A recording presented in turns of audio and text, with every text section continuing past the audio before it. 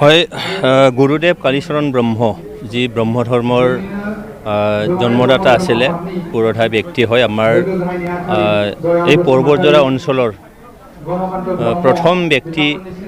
বা বড়ো সমাজৰ এজন প্ৰথম ব্যক্তি হয় যিজনে ধৰ্ম প্ৰচাৰ কৰিছিলে ব্ৰহ্ম ধৰ্ম হিচাপে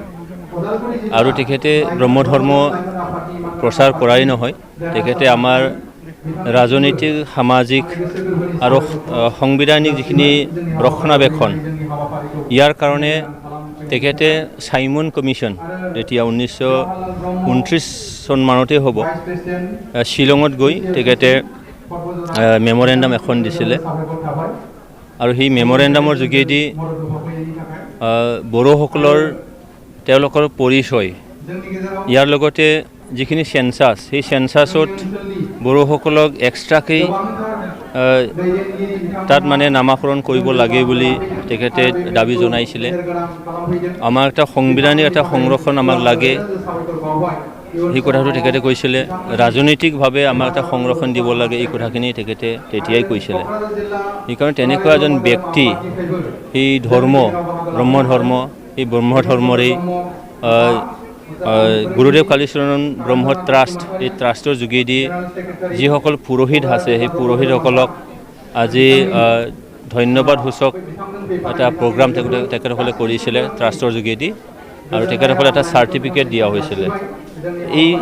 কাৰ্যসূচীত মোকো মাতিছিলে সেইকাৰণে মই আজি আহি ইয়ালৈ আমাৰ ধৰ্মগুৰুসকলৰ লগত পুৰোহিতসকলৰ লগত আৰু ইয়াৰ যিখিনি ভক্তপ্ৰাণ আছে তেখেতসকলৰ লগত আজি ইয়ালৈ আহি নথৈ আনন্দিত হৈছোঁ মই আশা ৰাখিছোঁ গুৰুদেৱ কালীচৰণ ব্ৰহ্মৰ যিখিনি প্ৰিন্সিপাল আইডিঅলজি যি উদ্দেশ্যত আজি সেই ধৰ্মৰ লগতে জাতি গঠনৰ কাৰণে যিখিনি কাম কৰি গৈছিলে এইখিনি নিশ্চয় সফল হ'ব তাকে মই কামনা কৰিছোঁ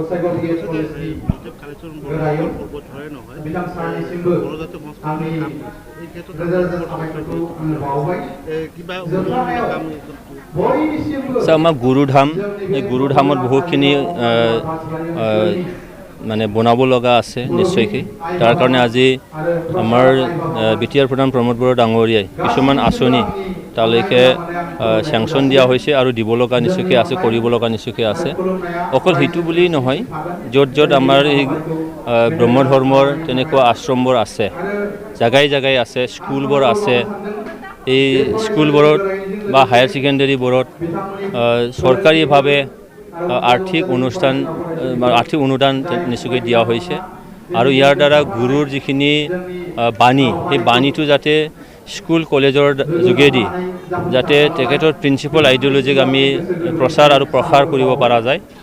তাৰ কাৰণে মানে গুৰুদেৱ ব্ৰহ্ম যিখিনি ট্ৰাষ্ট আছে ট্ৰাষ্টক নিশ্চয়কৈ সহায় কৰিছে আৰু তেনেকেই নিৰ্মাণৰ কাৰ্য নিশ্চয় চলি আছে